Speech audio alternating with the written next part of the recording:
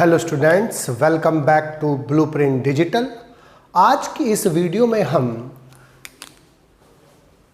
उपार्जित विशिष्ट प्रतिरक्षा यानी कि एक्वायर्ड स्पेसिफिक इम्यूनिटी के बारे में पढ़ेंगे। वीडियो को स्टार्ट करने से पहले हमारे चैनल को सब्सक्राइब करें और बेल आइकन दबाना न भूलें, जिससे हमारे लेटेस्ट वीडियोस की नोटिफिकेशन आपको प्राप्त होती रहे। अब हम आज के टॉपिक पर आते हैं। सबसे पहले हमें पता होना चाहिए कि उपार्जित या विशिष्ट प्रतिरक्षा यानी कि एक्वायर्ड और स्पेसिफिक इम्यूनिटी क्या होती है। इम्यूनिटी में दो प्रकार की इम्यूनिटी हमने पढ़ी, जिसमें पहली थी कॉन्जेनाइटल इम्यूनिटी जो जन्म से उपस्थित होती है, और दूसरी होती है एक्वायर्ड और स्पेसिफिक इम्यूनिटी जो इम्यूनिटी जन्म के बाद विकसित होती है और जो तृतीय स्तर बनाती है, बी लिम्फोसाइट और टी लिम्फोसाइट्स के द्वारा होती है, वो कहलाती है स्पेसिफिक इम्यूनिटी, और ये हर पैथोजन के प्रति विशिष्ट होती है।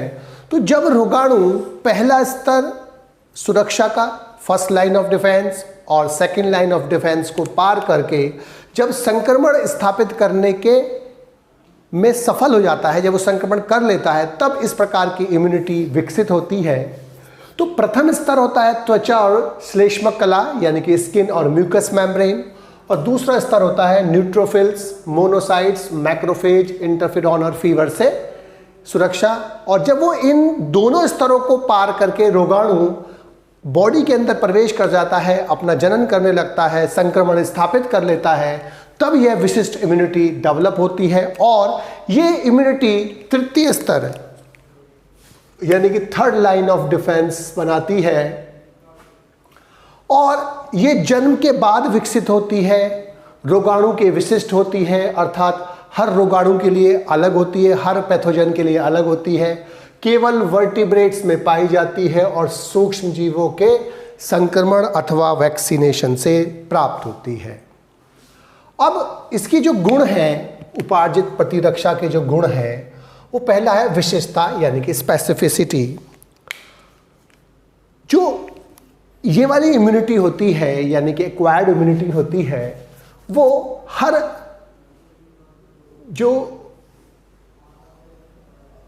हर विशिष्ट ऑर्गेनिज्म के लिए, माइक्रो ऑर्गेनिज्म के लिए विशिष्ट होती है, और हर माइक्रो ऑर्गेनिज्म के खिलाफ एंटीबॉडीज का फॉर्मेशन अलग तरीके से होता है। और दूसरा गुण जो है वो है विविधता यानी कि डाइवर्सिटी। ये बहुत vast varieties of micro organisms के लिए होते हैं, विभिन्न प्रकार के जीवाणु, वायरस और अन्य पैथोजेंस के प्रति ये होती है, यानी कि बहुत अधिक संख्या में रोगाणुओं को नष्ट करती है, उनसे हमारी बॉडी की सुरक्षा प्रदान करती है। तीसरा है प्रतिरक्षात्मक विशेषता या इम्यूनोलॉजिकल स्पेसिफिसिटी या recognization of self and non self. इस प्रकार की इम्यूनिटी में अपने बॉडी के ऑर्गन्स, टिश्यूज और पार्ट्स को, और जो बाहर से कोई बॉडी आती है या ऑब्जेक्ट आता है, उसके बीच में अंतर करना आता है, और ये इम्यूनिटी बाहर से आए गए पैथोजेंस और अन्य एजेंट्स को पहचान कर नष्ट करती है, मारती है, और अपने ऑर्गन्स को सुरक्षा प्रदान करती है, अपने को नष्ट नहीं करती। यानी कि इसके अंदर बाहर यानी कि जो फॉरेन से आए हैं, विदेशी हैं, बाहर से आए पैथोजन हैं, या कोई एंटीजन है, या कोई विषैले पदार्थ है, कोई भी जो सब्सटेंस बाहर से आता है, ऑर्गेनिज्म बाहर से आता है, उसको पहचानने की क्षमता होती है और उसको नष्ट करने की क्षमता होती है, और अपने को नष्ट ना करने की, पहचान कर नष्ट नहीं करने की क्षमता होती है। अर्थात ये डिस्क्रिमिनेशन कर सकता है अपने और फॉरेन के या बाहर के टिश्यूज के बीच में। और चौथी है इसमें मेमोरी यानी कि स्मृति और स्मरण क्षमता।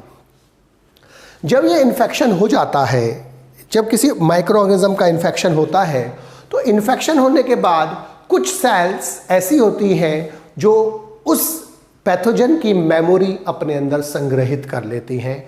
वो बी मेमोरी सेल भी होती हैं और टी मेमोरी सेल्स भी होती हैं। तो दोनों प्रकार की लिम्फोसाइट्स में मेमोरी सेल्स होती हैं, और ये मेमोरी सेल्स जब पहला एनकाउंटर होता है, पहली बार कोई रोगाणु बॉडी के अंदर पहुंचता है, तो उसकी जो स्मृति है, उसका जो चित्र है वो अपने अंदर संग्रहित कर लेती है, और जब फ्यूचर में जब वो दोबारा से कोई माइक्रो ऑर्गेनिज्म आएगा तो उसको वो पहचान लेंगी और उसको तेजी से उसको नष्ट करेगी। जब कोई पैथोजन पहली बार बॉडी के अंदर एंटर करता है, प्रवेश करता है, तो उसके खिलाफ एंटीबॉडीज का जो निर्माण होता है, उसके प्रति जो इम्यूनिटी होती है वो धीमी होती है और देर से होती है। अर्थात उसमें एंटीबॉडीज का निर्माण कम भी होगा और उसके बनने में समय भी ज़्यादा लगेगा, यानी कि देर से होगी। और इसका जो ये रेस्पॉन्स या जो अनुक्रिया होती है उसे हम बोलते हैं प्राथमिक अनुक्रिया या प्राइमरी रेस्पॉन्स।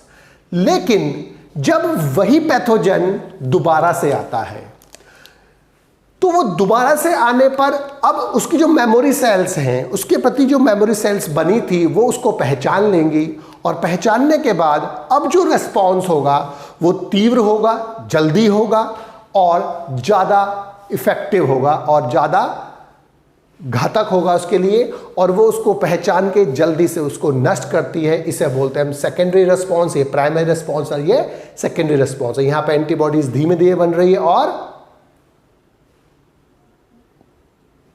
कम अमाउंट में बन रही है, यहां पर जल्दी से बन रही है और ज्यादा अमाउंट में बनती है।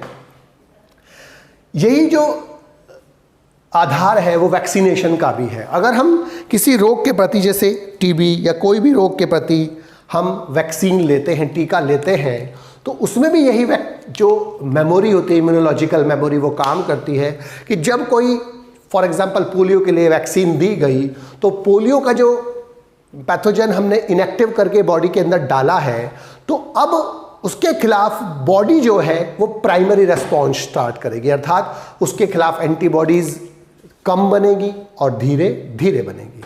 लेकिन जब उसकी बूस्टर डोज दी जाती है, दूसरी तीसरी चौथी डोज दी जाती है, तो अब वहां सेकेंडरी रेस्पॉन्स होगा और अब एंटीबॉडीज ज़्यादा बनेगी और तेजी से बनेगी, और इसी के साथ साथ उसकी मेमोरी भी बरकरार रहेगी। और जब कभी फ्यूचर में वो डिजीज कॉजिंग ऑर्गेनिज्म, वायरस पहुंचता है, तो मेमोरी सेल भी इसको पहचान लेती है और एंटीबॉडीज भी इसको पहचान कर नष्ट करने लगती हैं, और मेमोरी सेल्स उसके प्रति तेजी से एंटीबॉडीज बनाकर उसको नष्ट करने लगती हैं। तो मेमोरी इसका विशिष्ट लक्षण है। अब उपार्जित प्रतिरक्षा के प्रकार दो प्रकार की होती है, सक्रिय और निष्क्रिय, यानी कि एक्टिव और पैसिव।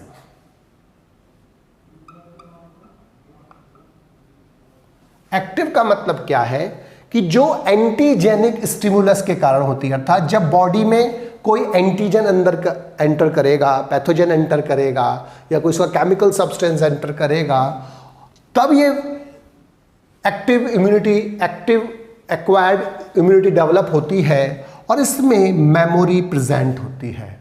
और इसको एक्टिव क्यों बोलते हैं? क्योंकि इसमें होस्ट का इम्यून सिस्टम, प्रतिरक्षा तंत्र भाग लेता है, अर्थात जिस ऑर्गेनिज्म के अंदर इम्यूनिटी डेवलप हो रही है, विकसित हो रही है, उसका इम्यून सिस्टम ही उस इम्यूनिटी को विकसित करता है, अर्थात उस इम्यूनिटी को बनाने में उस होस्ट का इम्यून सिस्टम पार्टिसिपेट करता है, यानी कि होस्ट के इम्यून सिस्टम से ही वो इम्यूनिटी विकसित हुई है। अब ये दो प्रकार की होगी, नेचुरल और आर्टिफिशियल। अब इस वाले में क्या होगा, पैसिव वाले में, पैसिव में जो एंटीजेनिक स्टिमुलस के कारण नहीं होती है, इसमें रेडीमेड एंटीबॉडीज, यानी कि पहले से बनी बनाई एंटीबॉडीज प्रतिरक्षा बॉडी के अंदर इंजेक्ट की जाती हैं, ट्रांसफर की जाती हैं, और इसमें इम्यूनोलॉजिकल मेमोरी एब्सेंट होती है, क्योंकि इससे बाहर से बनी बनाई रेडीमेड एंटीबॉडीज ही बॉडी के अंदर ट्रांसफर करी गई हैं, और इसमें होस्ट का प्रतिरक्षा तंत्र भाग नहीं लेता, इसी कारण इसको निष्क्रिय या पैसिव बोला जाता है। ये इसकी जस्ट अपोजिट है। ये दो प्रकार की होगी, नेचुरल एक्टिव एक्वायर्ड इम्यूनिटी, यानी कि प्राकृतिक, एक्टिव माने सक्रिय, एक्वायर्ड माने उपार्जित, इम्यूनिटी माने प्रतिरक्षा। इसी प्रकार से दूसरी होगी आर्टिफिशियल, यानी कि कृत्रिम, सक्रिय, उपार्जित, प्रतिरक्षा। ये भी दो प्रकार की होती है, नेचुरल प्राकृतिक, पैसिव निष्क्रिय, उपार्जित इम्यूनिटी यानी कि प्रतिरक्षा। आर्टिफिशियल यानी कि कृत्रिम, पैसिव माने निष्क्रिय, उपार्जित प्रतिरक्षा।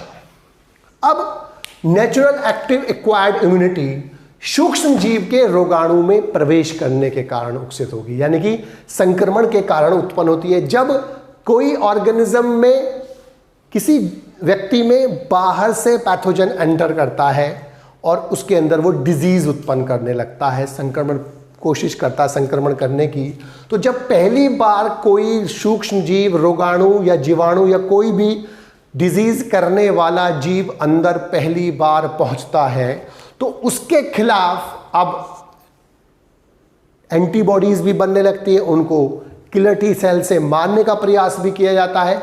तो उसके खिलाफ जब पहली बार इम्यूनिटी डेवलप होगी तो वो क्या कहलाएगी? Natural active acquired immunity. Natural क्यों बोले? क्योंकि नेचुरली, प्राकृतिक रूप में ऐसा ही होता है कि सूक्ष्म जीव, माइक्रो ऑर्गेनिज्म, जीव, जीवाणु बॉडी के अंदर जाते हैं और उसके प्रति इम्यूनिटी विकसित होती है।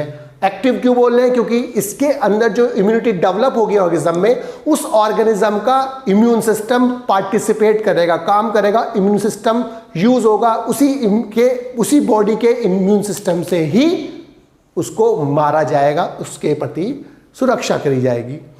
और एक्वायर्ड क्यों है? क्योंकि जन्म के बाद इसको एक्वायर किया गया है, प्राप्त किया गया।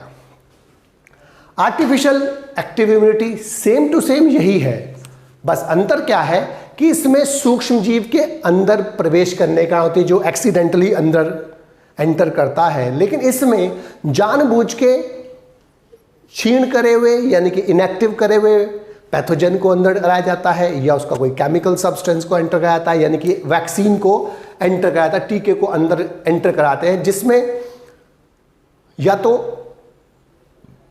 सूक्ष्म जीव होता है जो मृत होता है या इनएक्टिव होता है, या उसका कोई एंटीजेनिक सब्सटेंस होता है या कोई केमिकल सब्सटेंस होता है। तो वैक्सीन सस्पेंशन होते हैं, बायोलॉजिकल मिक्सचर होते हैं, बायोलॉजिकल सब्सटेंसेस होते हैं, जिसके अंदर या तो रोग उत्पन्न करने वाला जीव उत्पन्न प्रेजेंट होता है, जिसे मृत अवस्था में या अक्रिय अवस्था में अंदर किया जाता है, या कोई एंटीजेनिक सब्सटेंस होता है, या कोई उसका टॉक्सिक सब्सटेंस टाइप होता है जिसको इनएक्टिव करके बॉडी के अंदर डालता है, जिसके प्रति इम्यून सिस्टम डेवलप होता है। तो जब वैक्सीनेशन के कारण, वैक्सीन के कारण होगा तो उसे बोलते हैं आर्टिफिशियल, क्योंकि नॉर्मली ऐसा होता नहीं है, हम कर रहे हैं आर्टिफिशियली।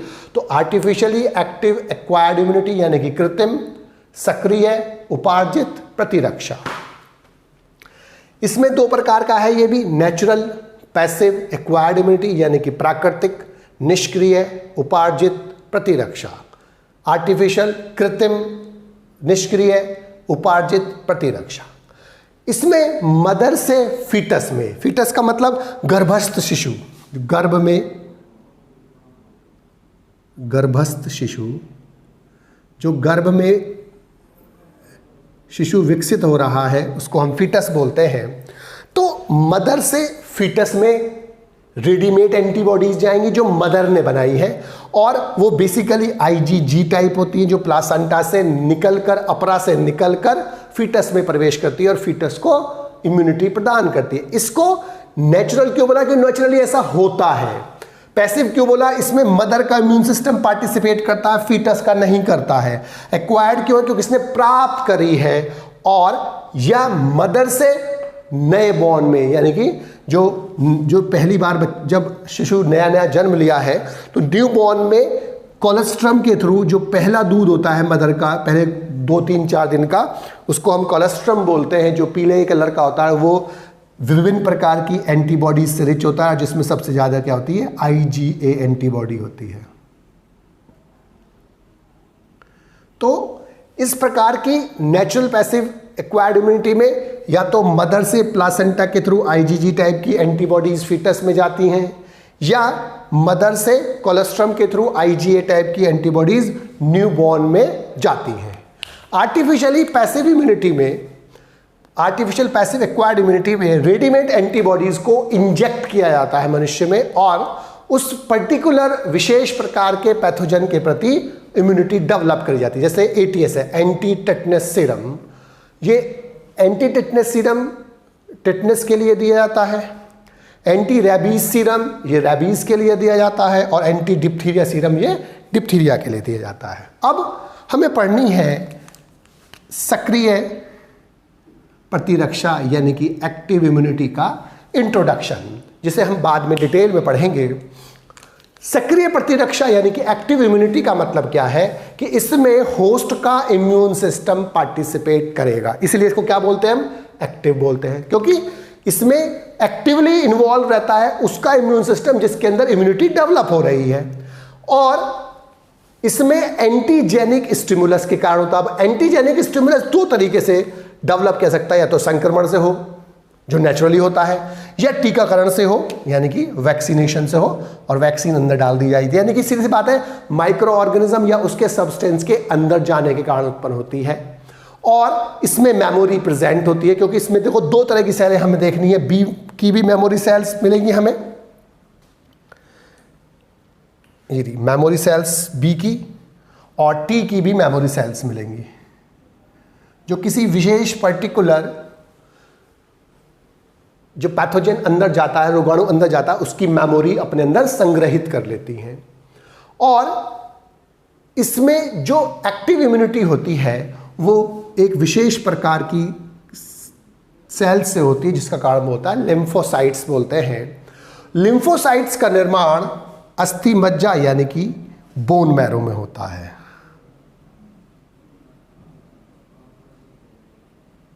और बोन मैरो में इन लिम्फोसाइट्स के बनने को बोलते हैं हिमैटोपोएसिस।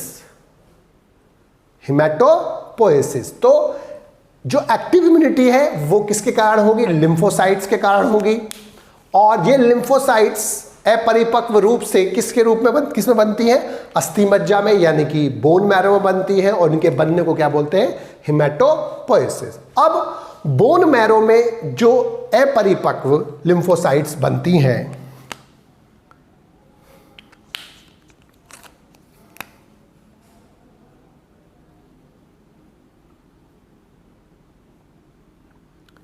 अपरिपक्व लिम्फोसाइट जो है, अब उनमें से कुछ लिम्फोसाइट्स यहां से निकलकर माइग्रेट करके थाइमस में चली जाती हैं, यानी कि वो यहां से ट्रांसफर होती है किसमें,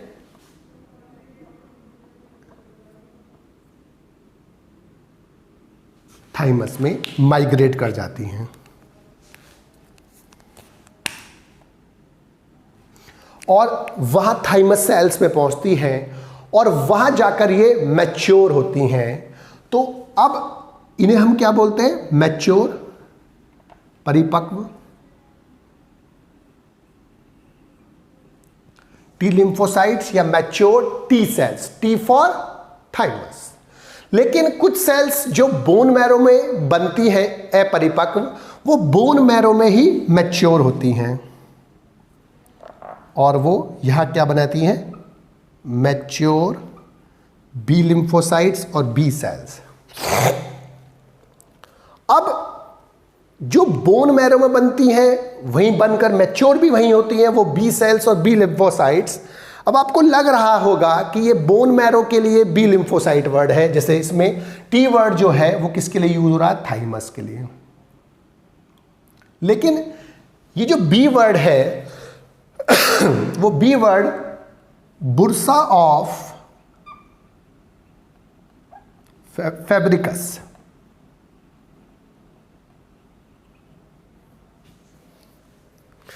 बुर्सा ऑफ फैब्रिकस एक ऑर्गन होता है बर्ड्स के अंदर, जिसमें क्योंकि इनमें बोन मैरो एब्सेंट होता है बर्ड्स में, तो क्योंकि इनकी बोन्स जो होती हैं वो हॉलो होती है अंदर से, और न्यूमेटिक बोन्स होती हैं, और जो बोन मैरो होते हैं वो लॉन्ग बोन्स में, कॉलर बोन्स में, वर्टिब्रेई में और कुछ अन्य सेल्स के अंदर प्रेजेंट होते हैं बोन मैरो। तो उनके अंदर बोन मैरो ना होने से जो लिम्फोसाइट और अन्य जो काम होते हैं उसके बोन मैरो के, वो बुर्सा ऑफ फैब्रिकस में होते हैं, पीछे की तरफ एक ऑर्गन होता है बर्ड्स में। और इसीलिए इस बी का जो नाम है, लिम्फोसाइट्स वहाँ बनती है, तो ये बी जो वर्ड है बुर्सा ऑफ फैब्रिकस का, वो यूज होता है बी लिम्फोसाइट के लिए, ना कि बोन मैरो के लिए। यानी कि जो बी वर्ड जो है बी लिम्फोसाइट्स में जो ये बी वर्ड है, ये बी किसको रिप्रेजेंट करता है? Bursa of Fabricius.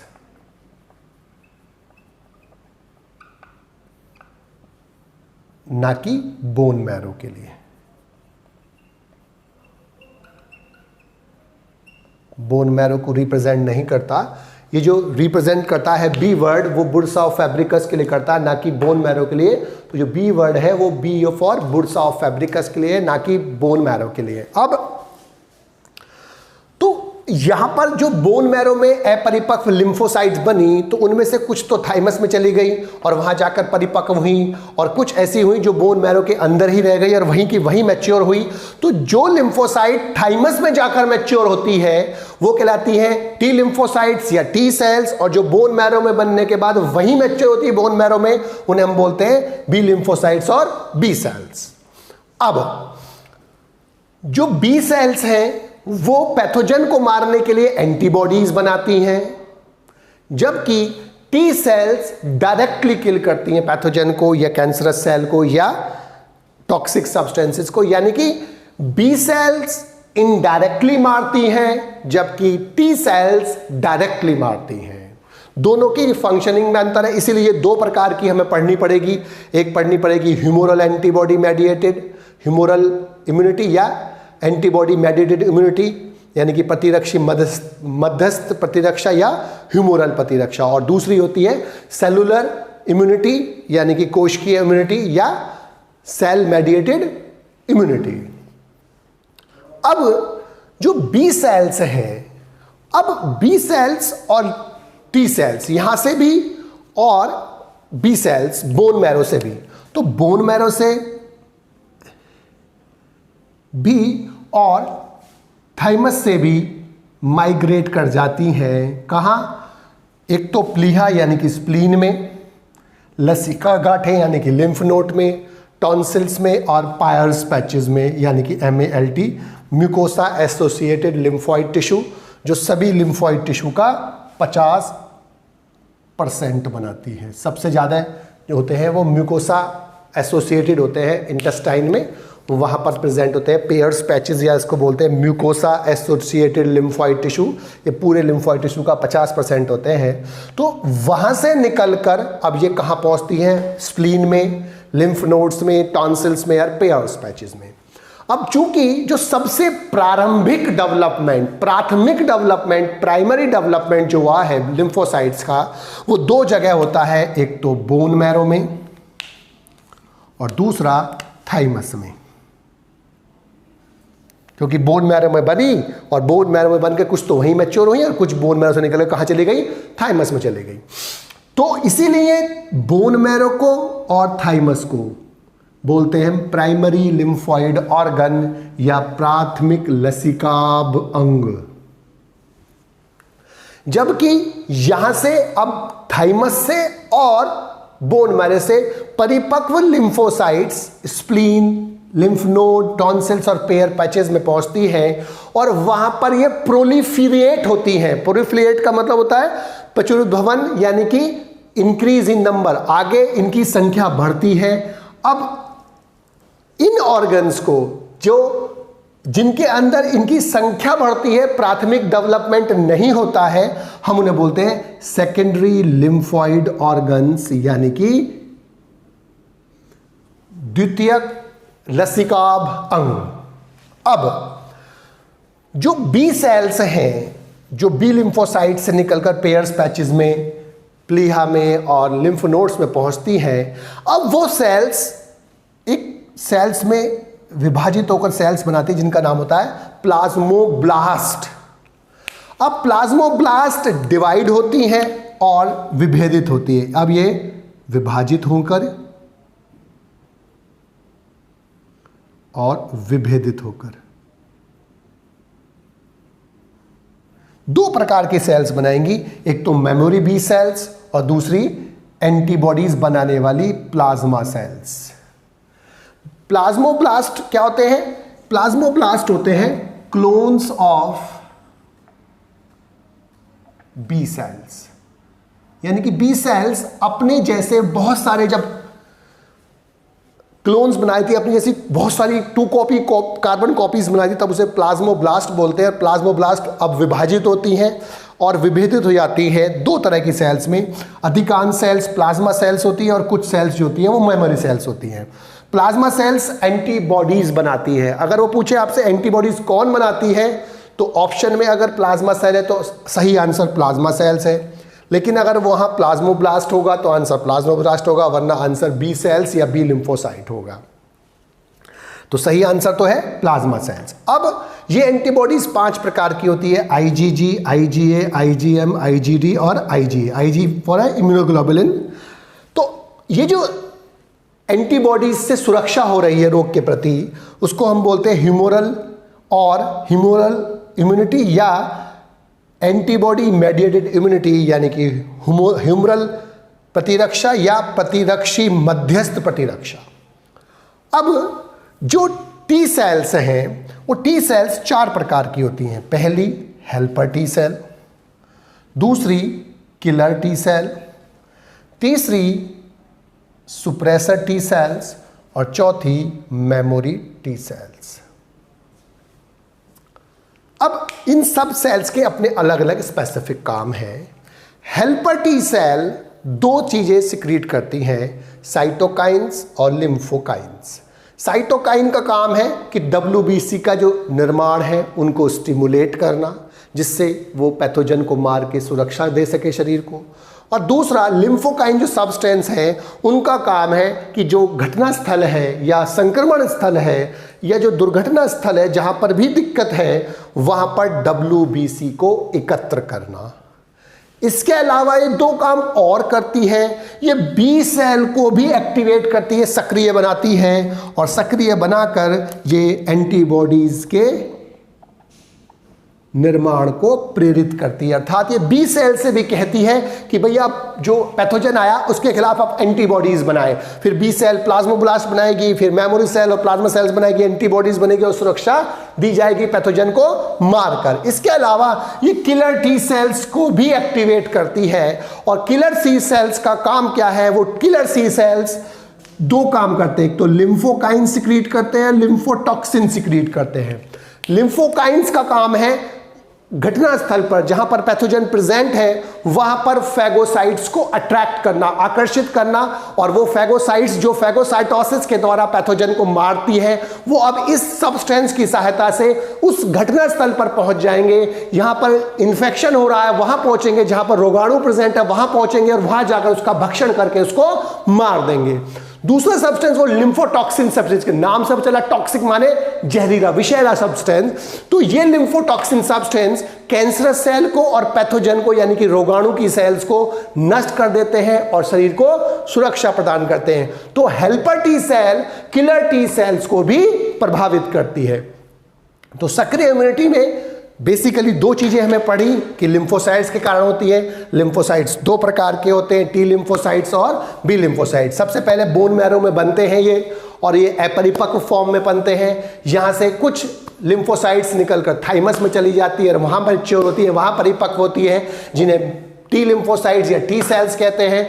जो बोन मैरो में बनती है वहीं की वहीं मैच्योर होती है, उन्हें हम बी सेल्स बोलते हैं या बी लिम्फोसाइट्स बोलते हैं। बी सेल्स जो होते हैं वो अब यहां से और थाइमस से टी सेल्स निकलकर अब वो स्प्लीन में, लिम्फ नोड्स में, टॉन्सिल्स में, पेयर्स पैचेस में पहुंचते हैं। वहां पर प्रोलिफिरिएट होते हैं। प्रोलिफिरिएट का मतलब क्या है? अपनी संख्या बढ़ाते हैं। और अब ये जो संख्या बढ़ाने के बाद अब जो प्राइमरी ऑर्गन्स हैं, primary lymphoid organ, bone marrow, thymus हो गए, क्योंकि यहाँ पर प्राथमिक डेवलपमेंट होता है। बाद का जो डेवलपमेंट है, संख्या का बढ़ना, वो कहाँ होता है? लिम्फ नोड्स में, स्प्लीन में, टॉन्सिल्स में, पेयर्स पैचेस में, इसलिए इनको सेकेंडरी लिम्फॉइड ऑर्गन्स बोलते हैं हम। अब यहाँ से जो बी सेल्स हैं वो डिवाइड होकर प्लाज्मोब्लास्ट बनाती हैं, यानी क्लोन्स ऑफ बी सेल्स। ये अब विभाजित होती हैं और विभेदित होकर प्लाज्मा सेल्स बनाती हैं और मेमोरी सेल्स। प्लाज्मा सेल्स अधिक होती है, मेमोरी सेल्स कम होती है। प्लाज्मा सेल्स एंटीबॉडीज बनाती हैं और एंटीबॉडीज जो होती हैं वो डिस्ट्रॉय करती हैं, नष्ट करती हैं पैथोजन को। मेमोरी सेल्स आगे के लिए तैयार रहती हैं कि जब फ्यूचर में वही पैथोजन दोबारा आएगा तो ये मेमोरी सेल्स अब विभाजित होकर बहुत सारी एंटीबॉडीज का निर्माण करेंगी और वो उसको नष्ट कर देंगी। अब जो थाइमस में टी सेल्स होती है वो 4 प्रकार की होती है, helper T cell, suppressor T cells, killer T cells और memory cell. Helper T cell का काम क्या होता है, वो लिम्फोकाइंस और साइटोकाइन सिक्रीट करती है। लिम्फोकाइन डब्ल्यूबीसी को घटनास्थल पर यानी कि पैथोजन की तरफ एकत्र करता है, जबकि डब्ल्यूबीसी के निर्माण को स्टिमुलेट करता है साइटोकाइन। इसके अलावा 2 काम करता है कि ये बी सेल से एंटीबॉडीज बनाने के लिए भी हेल्पर टी सेल स्टिमुलेट करती है, सक्रिय बनाती है इन्हें, और किलर टी सेल को भी एक्टिवेट करती है।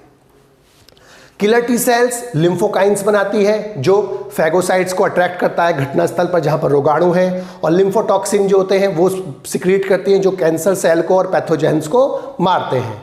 इसके बाद जो सुप्रेसर टी सेल है, इसका काम क्या है कि जब इन्फेक्शन खत्म हो जाएगा, जब पैथोजन मर जाएगा, इसका काम खत्म हो गया इम्यून सिस्टम का, अब इस इम्यून सिस्टम को काम करना, शांत करना और अपने जो सेल्स हैं, अपनी जो बॉडी के ऑर्गन्स हैं, उनको बचाने के लिए अब वो इसको शांत करती इम्यून सिस्टम, जिससे जरूरत से ज़्यादा वो काम ना कर पाए और अपनी ही बॉडी को मारने ना लगे, यानी कि एक्स्ट्रा काम करने से रोकती हैं उसको।